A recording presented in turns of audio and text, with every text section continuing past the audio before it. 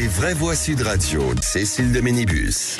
On vous souhaite la bienvenue, c'est vendredi. Vous venez d'entendre, il n'y a qu'un seul nom aujourd'hui. Voilà, il n'y a ni Philippe David, ni Jean-Marie Bordry. En tout cas, je suis ravie de vous accueillir exceptionnellement jusqu'à 18h, parce que vous l'avez entendu dans le journal, la demi-finale du top 14 ce soir, Stade Toulousain et Aviron Bayonnais, avec un favori, le Stade Toulousain. Et nous serons en direct à partir de 18h au cœur de la mêlée avec François Trio depuis le Novotel de Lyon-Bron. Et très très bien entouré ce soir avec Daniel Herrero, bien entendu, à partir de 18h. En attendant, le grand débat du jour, c'est le sommaire de cette émission à 17h30. Après l'adoption du texte par le Parlement à la mi-mai, communistes et insoumis avaient saisi le Conseil constitutionnel. 6 des articles de la proposition avaient donc été rejetés. L'ancien Premier ministre Gabriel Attal a donc été censuré. Les sages ont estimé que les textes bousculaient l'équilibre d'un droit bien spécifique. Avec cette question du jour, vous pouvez y répondre sur notre compte Twitter. Le Conseil constitutionnel va-t-il trop loin dans l'interprétation de la Constitution? Pour l'instant, vous dites oui à 89%. On sera avec Jean Terlier, député EPR du Carn, rapporteur de cette proposition de loi, restaurer l'autorité de la justice à l'égard des mineurs délinquants et de leurs parents. Il sera avec nous, bien entendu. On vous souhaite tous les 4 la bienvenue. On est ensemble jusqu'à 18h. Les vraies voix Sud Radio. Avec Philippe Bilger qui est avec nous. Bonsoir Philippe Bilger. Bonsoir ma chère Cécile. Ça fait bizarre. Vous êtes Cécile de Ménibus, ça fait 3 d'un coup. C'est ça, c'est vrai, c'est pas idiot. Vu comme ça, c'est bien. Tom Conan est avec nous. Bonsoir. Comment ça va, Tom? Ça va très très bien. Très bien, Cécile. Avec Anne Mazoyer aujourd'hui, fondatrice de Fair Value Corporate en Public Affaires et cabinet Relations Publiques Internationales. Bonsoir. Bonsoir chère Cécile. Et on est ravis de vous accueillir au 0826 avec 0826 300 300 avec Aude qui est avec nous, et c'est Emmanuel de Suresnes qui nous appelle. Bonsoir Emmanuel. Bonsoir Cécile. Le coup de gueule du jour, mon cher Emmanuel. Eh bien voilà, moi je voudrais bien qu'on n'oublie pas complètement l'Ukraine. Il se passe des choses en Ukraine. Alors, une petite chose positive qu'on a eue, c'est aujourd'hui un échange de prisonniers. Il y a des centaines de combattants de Mariupol notamment qui ont été rendus à l'Ukraine. Ouais. Mais il y a aussi une bonne chose, c'est le fait qu'il y ait la guerre entre l'Iran et Israël, fait qu'il y a des pièces détachées indispensables à la production des drones qui a été localisée d'Iran en Russie devient un peu problématique. Peut-être moins de drones vont arriver. Et ça tombe bien parce qu'on oublie aussi que les Américains ont commencé à serrer le kiki à l'armée ukrainienne et qu'il y a 20 000 missiles anti-drones qui devaient arriver à l'armée ukrainienne et qui ont été détournés pour se retrouver probablement pour la défense du ciel israélien. Bref, je voulais juste dire, n'oublions pas l'Ukraine. Vous avez bien raison. La lutte continue et c'est pas facile. Au nord, à Soumy, les Russes continuent à pousser et les Ukrainiens doivent se sentir un peu seuls actuellement, étant donné que les médias les oublient. Oui, Philippe Bilger. J'aime bien que notre ami ne tombe pas dans le panneau du genre un conflit heureusement chasse l'autre. Il ne faut pas en effet que l'Ukraine. On a vu la provocation inouïe d'un Poutine qui se proposait comme médiateur en Iran. C'est énorme, c'est énorme. C'est un détournement d'attention quand même. Ouais, donc c'est vrai que c'est la raison pour laquelle on en parle moins. Et puis aussi parce que le conflit s'enlise. Parce qu'il n'y a pas du tout de solution, contrairement à ce que proposait Trump il y a encore 4 mois. Donc c'est vrai que c'est bien de remettre ce sujet parce que les civils continuent de souffrir, parce que la situation, encore une fois, est gangrénée. Et je crains qu'elle ne le soit pour de nombreux mois, malheureusement. Et puis, il y a une même idéologie commune, même si les personnages et les situations sont évidemment très différents, mais entre la logique de Trump, entre la logique de Netanyahou Proche-Orient et la logique de Poutine. C'est évidemment, encore une fois, des cas très différents, mais on a une même pulsion autoritaire qui est extrêmement inquiétante et qui oriente aujourd'hui un petit peu le sens du monde. C'est marrant parce que, c'est étonnant parce que ce sont les mêmes protagonistes. Il y a toujours les États-Unis, la Russie, mais ça tourne en fait, ça tourne d'un conflit à un autre. Oui, et le paradoxe, c'est qu'on a 2 grandes puissances qui ne sont plus écoutées par les moyennes puissances. Israël fait en définitive, lorsque Israël a attaqué l'Iran, avec toutes les réserves, ma chère Cécile, qu'il faut avoir. Elle n'a pas demandé l'avis, l'autorisation de Trump. Absolument. C'est très intéressant. Et il y a une nouvelle guerre froide quand même aussi entre les États-Unis et la Chine, puisque effectivement il n'y a pas d'opposition directe, il n'y a pas de conflit direct, heureusement, entre ces deux superpuissances d'aujourd'hui, mais de manière indirecte, exactement comme pendant la guerre froide, il y a d'autres conflits secondaires et intermédiaires qui sont l'illustration de cette opposition fondamentale. Et puis on n'en sait rien finalement, Philippe. On ne sait pas si ça n'a pas été commandité. Oui. Apparemment non, enfin certes ça change tous les jours, mais même si Trump en effet a dit j'ai été avisé de l'attaque. Oui. Mais bon. En tout cas, l'important c'est d'en parler. Voilà, et vous avez bien raison de nous rappeler à l'ordre, Emmanuel. Vous restez avec nous dans quelques instants et puis on vous garde, puisque dans quelques instants le grand débat du jour, mais juste avant le réquisitoire du procureur. Monsieur le procureur. Alors on va parler d'une stratégie de l'étouffoir contre le débat sur l'immigration. À la suite de certains colloques. Voilà. On en parle dans un instant. Soyez les bienvenus. Vous voulez réagir, c'est le 0826 300 300. Je vous rappelle la question du jour. On revient sur cette loi qui a été retoquée par le Conseil constitutionnel. Et vous devez répondre, le Conseil constitutionnel va-t-il trop loin dans cette interprétation de la Constitution? Pour l'instant, vous dites toujours oui à 89%. Sud Radio. Sud Radio. Parlons vrai. Parlons vrai. Sud Radio. Parlons vrai. Les vraies voix Sud Radio. Cécile de Ménibus. Cécile de Ménibus tout seul, qui embrasse bien son Philippe David et qui remercie encore Jean-Marie Bordry de m'avoir accompagné hier, avec autour de cette table des gens que j'aime beaucoup, individuellement et collectivement. Philippe Bilger qui est avec nous, Tom Conan et Anne Mazoyer, fondatrice de Fair Value, Corporate and Public Affairs et cabinet de relations publiques internationales. Et bien sûr, vous au 0826 300 300. Allez, dans un instant, les trois mots dans l'actu avec notre Félix Mathieu, formidable et excellent. Bonsoir. Chef Félix. De quoi parle-t-on? De la France, de l'Allemagne et du Royaume-Uni qui proposent à l'Iran de négocier sur le nucléaire pour faire revenir la paix après une semaine de guerre avec Israël. De Nathalie Loiseau, figure européenne de la majorité présidentielle, qui se dit choquée sur Sud Radio par les attaques de Rachida Dati contre Patrick Cohen, un journaliste du service public dont elle a la tutelle en tant que ministre de la Culture. Et puis des sites porno qui sont de retour. En 3 mots, négociation, interview et porno. Et tout de suite, c'est le président de l'Institut de la Parole. Les vraies voix Sud Radio, le réquisitoire du procureur, Philippe Bilger. En fait, ma chère Cécile, mes amis, j'ai été inspiré par l'article de Dominique Régnier dans le Figaro qui dénonçait l'attitude de Najat Vallaud-Belkacem lors d'un colloque télévisuel où elle était opposée à quelqu'un qui, quelle que soit l'opinion de ce quelqu'un, est respecté. Je veux parler de Didier Lesky. Et donc, Dominique Régnier met l'accent sur quelque chose qu'on remarque de plus en plus dans les débats sur l'immigration comme sur d'autres sujets sensibles. Le fait que Didier Lesky, par exemple, n'a pas pu donner son point de vue tranquillement, sereinement sur l'immigration, il a été immédiatement vilipendé par Najat Vallaud-Belkacem, qui a trouvé scandaleuse la manière dont il parlait de l'immigration et qui a contesté, même pas les chiffres qu'il donnait, qui a en quelque sorte exprimé une réprobation morale devant le simple fait d'oser parler de l'immigration avec compétence, réalisme et pessimisme. Donc c'est quelque chose que Dominique Régnier appelle stratégie de l'étouffoir, et je crois qu'on pourrait généraliser cette stratégie de l'étouffoir. Elle a existé dans ce débat-là, mais on peut la remarquer dans beaucoup de débats télévisuels ou même intellectuels au-delà de la télévision. Au fond, tout le monde réclame le débat, mais je ne suis pas sûr que beaucoup le veuillent véritablement. Ouais. Anne Mazoyer. Alors, oui, je ne peux pas me prononcer pour des raisons personnelles, professionnelles, mais c'est une technique qui est très éprouvée par Madame Belkacem. Ouais.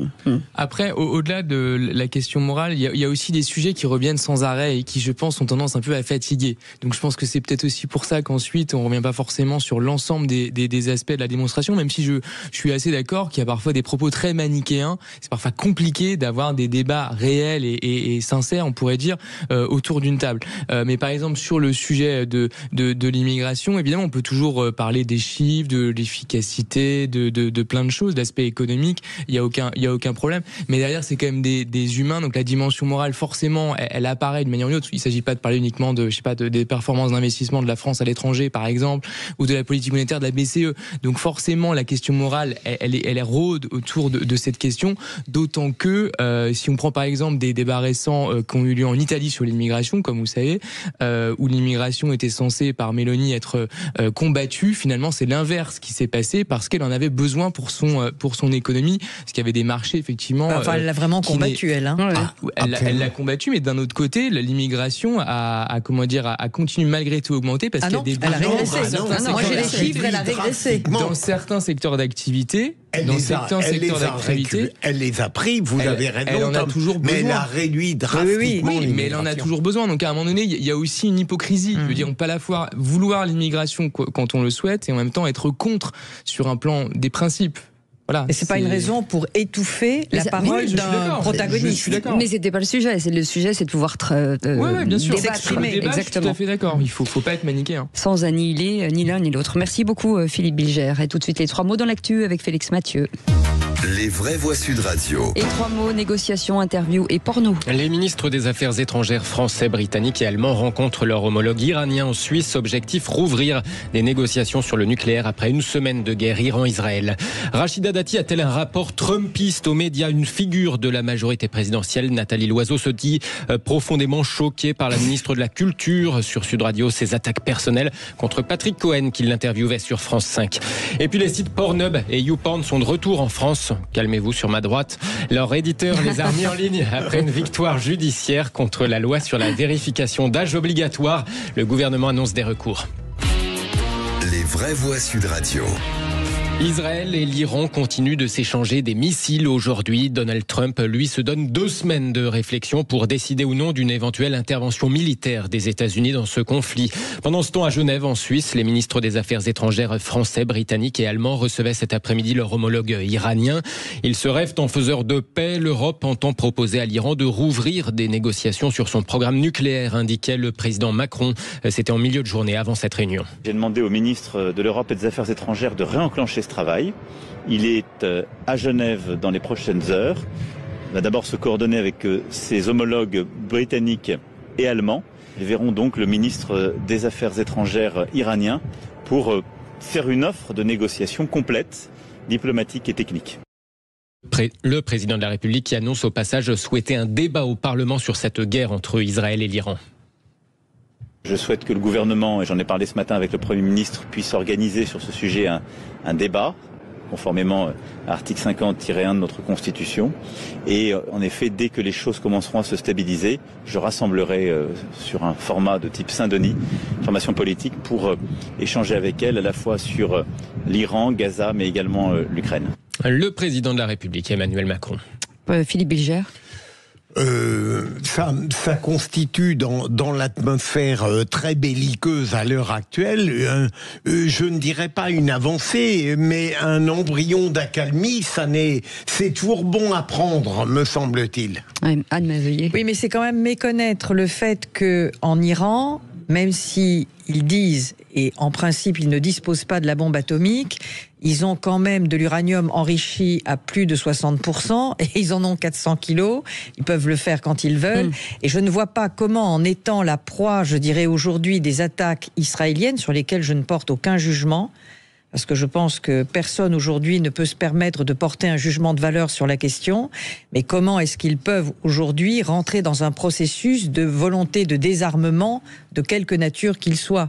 Je pense que c'est vraiment un leurre. Voilà, moi je pense que c'est de la communication politique et que c'est très bien.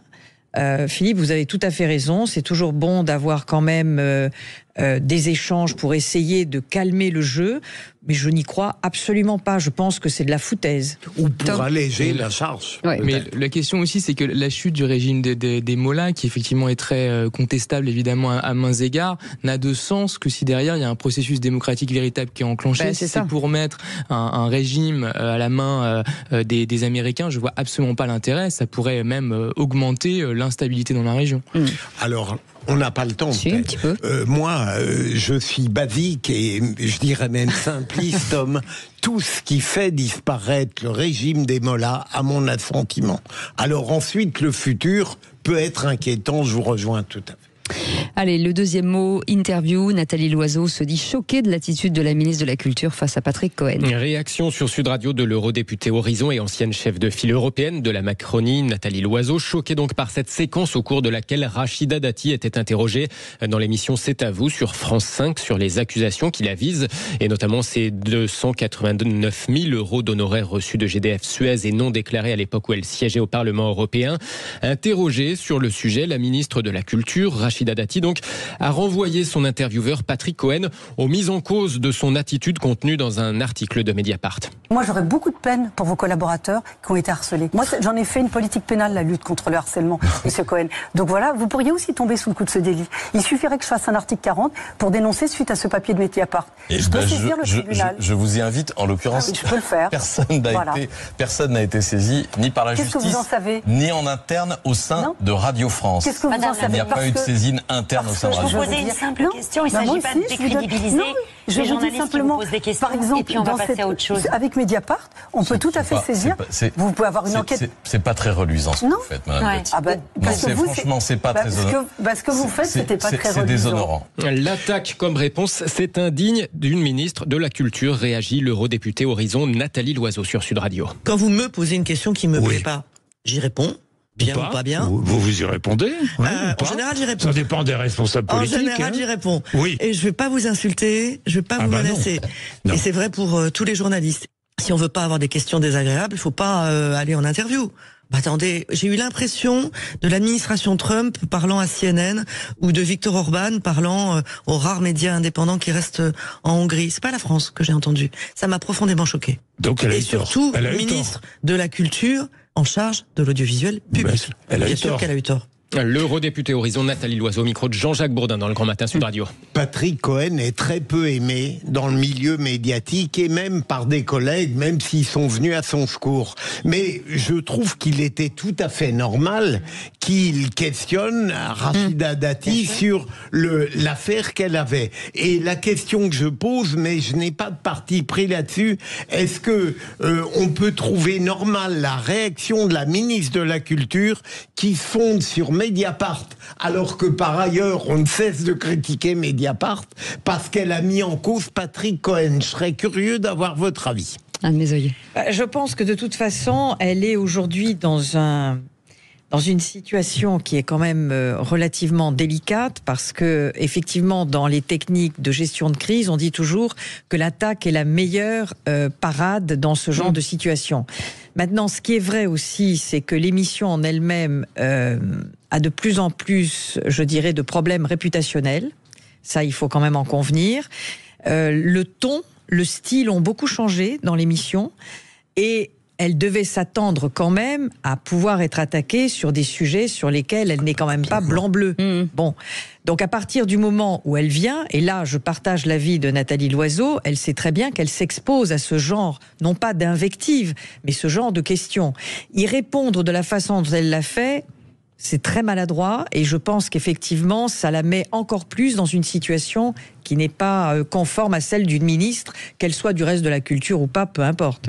Et surtout, c'était pas le moment. C'est-à-dire qu'elle peut parfaitement avoir une discussion avec Patrick Cohen dans un autre cadre qui s'y prêterait. C'est pas le sujet.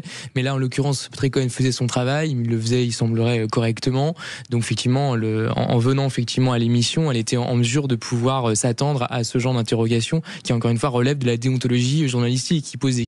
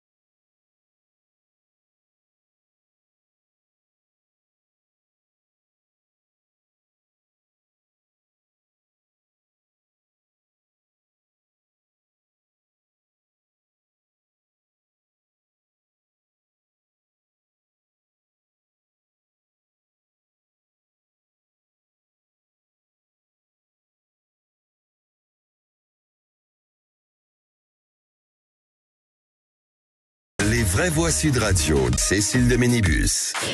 Bienvenue dans Les Vraies Voix, on est ravis de vous accueillir. On est ensemble exceptionnellement ce soir jusqu'à 18h parce que je vous rappelle qu'à 21h il y a la demi-finale du Top 14 et nos amis, en tout cas au cœur de la mêlée, François Trio et Daniel Herrero et toute sa belle bande sera déjà en direct de Lyon, du Novotel de Lyon-Bron, bien entendu, pour précommenter et nourrir ce beau match que vous verrez à partir de 21h. En attendant, le grand débat du jour.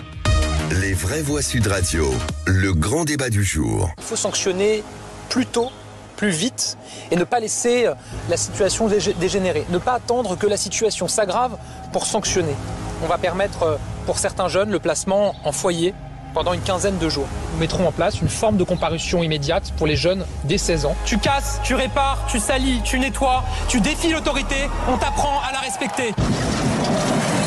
Le Conseil constitutionnel qui a censuré en grande partie 6 articles clés de la loi Gabriel Attal sur la justice des mineurs.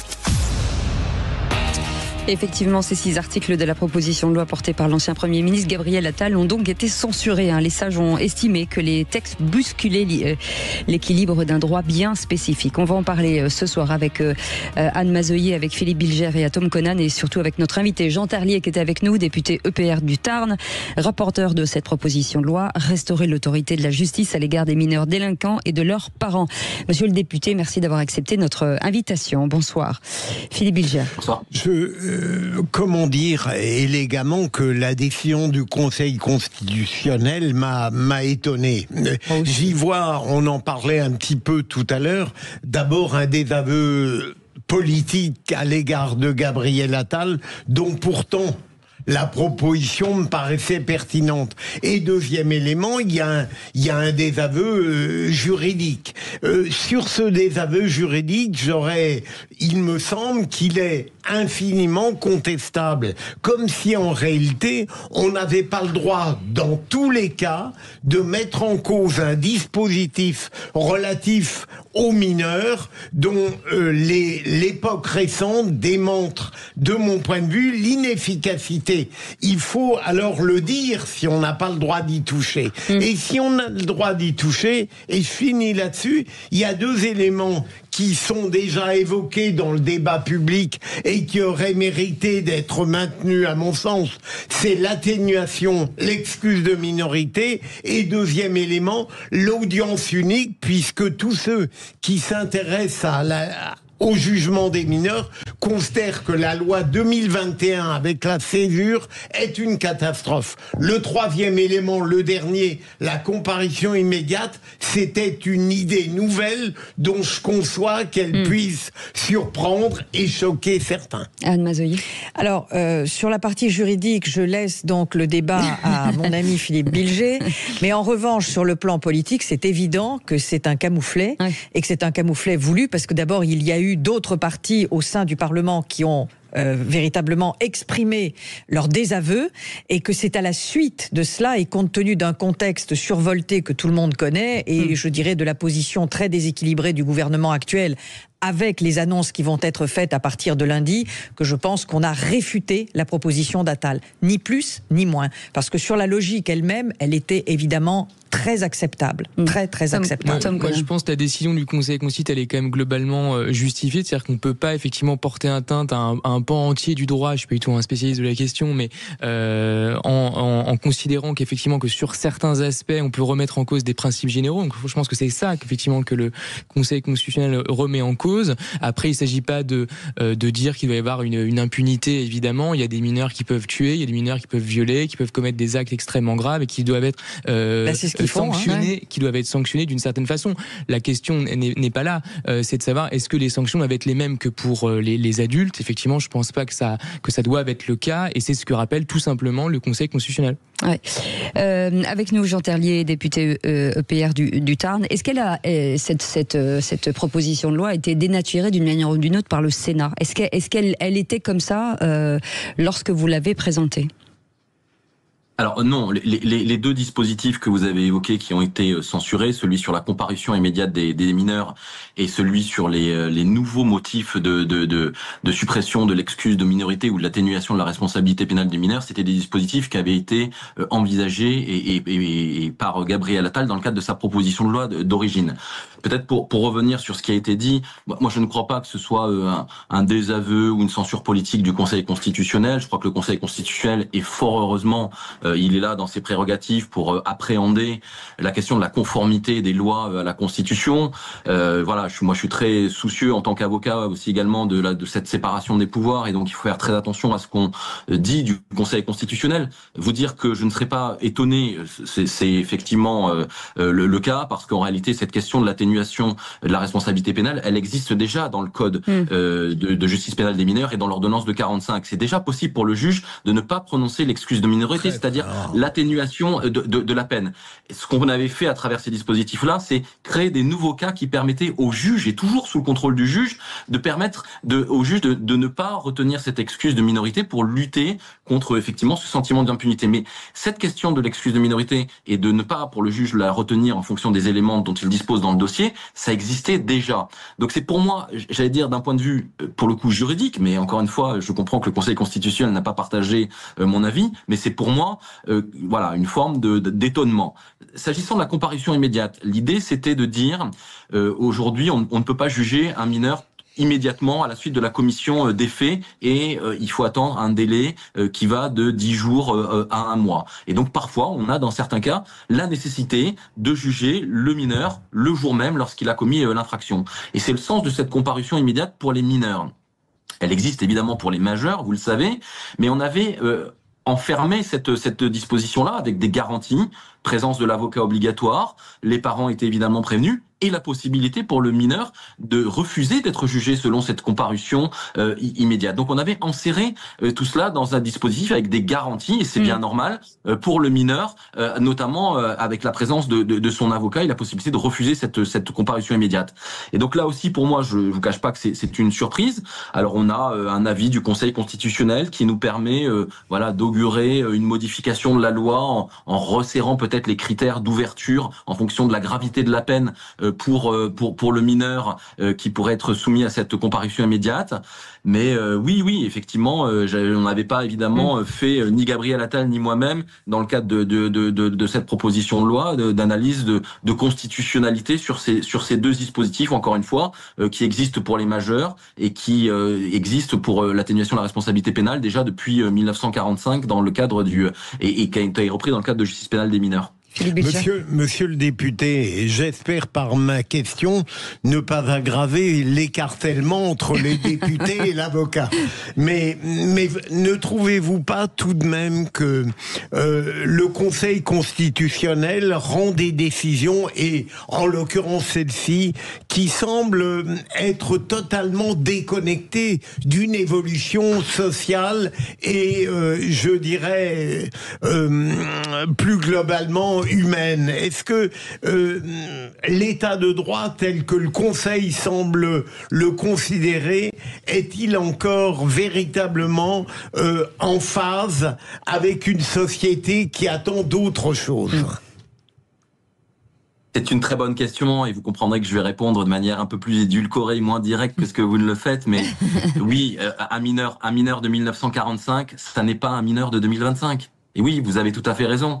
Et donc le traitement de la délinquance de ces mineurs, évidemment, qui doit être adapté, j'allais dire, aux enjeux de cette délinquance des mineurs, qui, il faut le constater, si elle n'augmente pas véritablement beaucoup dans les faits, elle est de plus en plus violente et avec des délits qui sont commis de manière de plus en plus grave. Et donc il nous faut appréhender cette modification de la nature même de la délinquance des mineurs. Et c'est à travers ces dispositifs mise en place par la proposition de loi de Gabriel Attal que l'on devait apporter une partie de la réponse. Et encore une fois, toujours sous le contrôle du juge. Quand on parle de comparution immédiate, évidemment que le juge, c'est à la main du procureur, mais que le juge, avec un avocat, avec un mineur, avec des garanties, peut refuser d'être jugé selon cette comparution immédiate. Évidemment que le juge, quand on constate aujourd'hui qu'il y a moins de 1% des décisions de justice qui suppriment cette excuse de minorité, c'est que ce dispositif-là ne fonctionne pas. Et donc il faut l'adapter, et il faut trouver les moyens de l'adapter. C'est ce que nous voulions faire, parce qu'aujourd'hui, ce sentiment d'impunité, il est aussi là parce que un mineur dit ou peut se dire de toute façon je serai condamné à une peine qui est moindre. Et donc on y apportait une réponse avec cette levée de l'excuse de minorité, mais toujours sous le contrôle du juge qui pouvait par une décision motivée considérer qu'il fallait l'appliquer, même encore une fois pour des crimes très graves. Donc oui, il y a je parle, vous avez parlé de déconnexion, je reprendrai pas vos termes, mais je pense qu'il faut qu'il y ait une prise de conscience de ce qu'aujourd'hui on a une délinquance des mineurs qui a évolué et que notre droit positif doit s'adapter. Allez, après, pour revenir sur ce que disait Philippe tout à l'heure, je pense pas effectivement que le rôle du Conseil constitutionnel, ça soit justement d'être exactement en phase avec la société, même si je comprends très bien ce que tu veux dire par là. Même la décision liberté d'association dans les années 70, c'était un peu ça, effectivement. C'était sortir un peu de son rôle qui était beaucoup plus limité sous le général de Gaulle. Néanmoins, voilà, encore une fois, le rôle du Conseil constitutionnel, c'est plutôt d'être une espèce de gardien, non pas du temple, mais d'une sorte de bloc de constitutionnalité qui constitue effectivement d'un certain nombre d'éléments, la Constitution de 58, le préambule de 46, la Charte de l'environnement, les principes fondamentaux reconnus par la République, mais etc. Ça veut dire qu'il faut à un moment donné amender. Ouais, mais c'est-à-dire qu'en fait, c'est des éléments, c'est des textes juridiques de référence qu'on ne peut pas en tant que tel changer. Ou alors après, il faut modifier la Constitution, etc. Mais en tant que tel, ce sont des garde-fous qui sont d'une certaine façon immuables. Allez, 0826 300 300, un petit mot d'Emmanuel. Oui, alors, merci de me donner la parole. Moi, je bondis. Premièrement, je pense qu'on ne faut plus les appeler les sages. C'est une bande de dangereux inconscients qui ne se rendent absolument pas compte que le crime impuni, c'est la meilleure manière de miner une société. Deuxième chose, est-ce que les parents des deux petits criminels qui ont assassiné le gamin Elias ne savaient pas que leurs enfants sortaient avec des machettes et des couteaux? Pourquoi ils avaient des machettes et des couteaux? Pour voler des portables, pour voler des portefeuilles. Ils ne savaient pas que chez eux, il y avait arrivé tous les jours des portefeuilles et des portables qui n'étaient pas ceux de leurs enfants. Les parents sont non seulement responsables, mais ils sont coupables. Logiquement, puisqu'on ne peut pas condamner les enfants, eh bien on devrait appliquer aux parents les peines qui devraient aller aux enfants. Combien ça coûte pour un adulte ou deux adultes de massacrer un coup de machette un gamin de 14 ans dans la rue? 22 ans, 10 ans à peu près, de prison ferme. Eh bien, n'hésitons pas, appliquons, puisqu'il faut bien que quelqu'un soit responsable, il faut bien que quelqu'un soit puni. Le crime impuni, c'est insupportable. Donc, moi, je préconise simplement on transfère la peine, non pas aux enfants, puisqu'on ne peut pas leur appliquer, n'est-ce pas, aux parents. Et vous verrez que d'un seul coup, il y aura beaucoup moins d'attaques au couteau, il y aura plus besoin de portique à l'entrée des écoles. Si les parents savent que si leur gamin sort avec un couteau et qui blesse quelqu'un, eh bien, ce sont eux qui iront en tôle. Voilà, tout simplement. Jean Terlier, député EPR du Tarn, on entend cette colère de l'impunité totale. Oui. C'est ça qui est terrible. Anne Mazoyer, peut-être. Oui, c'est une évidence. C'est pour ça que je pense que, quelle que soit la position du Conseil constitutionnel aujourd'hui, je pense qu'il est en décalage complet avec la société, décalage, et qu'il y a un problème. Enfin, depuis ces 3-4 dernières années, on ne voit que des mineurs qui prennent des positions d'une violence absolument inouïe. Il y a encore eu une surveillante qui a été assassinée il y a quelques jours.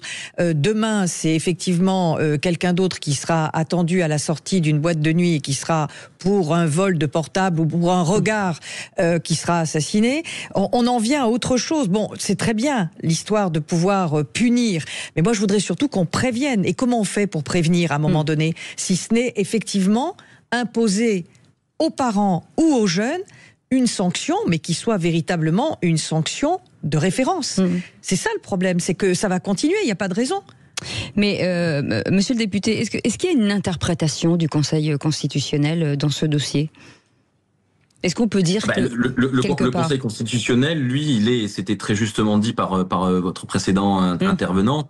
C'est le Conseil constitutionnel, lui, il a un bloc de constitutionnalité. Je m'excuse, c'est peut-être un barbarisme, mais avec la Constitution, notamment, il doit vérifier que les principes à valeur constitutionnelle sont bien respectés dans chacune des lois. Et donc, il est dans son rôle et au fond, effectivement, on lui demande pas d'avoir un autre rôle, ni même de se positionner par rapport à une évolution de la société. Mais je pense que c'est à nous, législateurs aussi, compte tenu de cette constitution-là, à faire rentrer, j'allais dire, et j'espère qu'on pourra le faire sur ces aspects de la comparution immédiate et de l'atténuation de la responsabilité pénale, de le faire se conformer à la Constitution et où alors il faut retoucher à la Constitution, mais je pense qu'en l'état, encore une fois, on devrait pouvoir revenir sur ces deux sujets. Moi, je voudrais dire quand même à votre auditeur que sur le sujet de la responsabilisation des parents, on a pour le coup là cette loi qui n'a pas été censurée et on va permettre demain, lorsqu'on a constaté que des parents ont manqué à leurs engagements et à leurs obligations du fait de la surveillance de leurs enfants, la possibilité que lorsqu'il est constaté que ces mineurs commettent des infractions, eh bien pouvoir retenir la responsabilité pénale de ces parents défaillants. Encore une fois, c'est pas les parents de bonne foi, hein, mais c'est les parents défaillants, les parents qui manquent à leurs obligations, qui laissent sortir leurs mineurs alors qu'on sait qu'on est dans des théâtres d'émeutes, qui laissent sortir le mineur alors qu'ils savent très bien qu'ils ont dans leur sac une machette. Et donc ces parents-là, demain, à travers cette proposition de loi, eh bien, ils pourront être sanctionnés par le juge pénalement pour les faits et surtout les conséquences qui ont été commises par leurs mineurs. Merci beaucoup Jean Terlier, un député EPR du Tarn et rapport de cette proposition de loi à restaurer l'autorité de la justice à l'égard des mineurs délinquants et de leurs parents. Merci beaucoup Philippe Bilger, merci beaucoup Anne Mazoyer. Malheureusement c'est déjà fini. Merci beaucoup Tom Conan. Passez une très belle soirée. Dans un instant, petit échange avec nos amis en direct du Novotel de Lyon-Bron pour cette demi-finale du top 14, Stade Toulousain contre l'Aviron Bayonnais. À tout de suite. Sud Radio, c'est votre opinion qui compte. Je vous félicite pour vos émissions. C'est toujours un plaisir. Je déguste votre émission. Sud Radio, parlons vrai.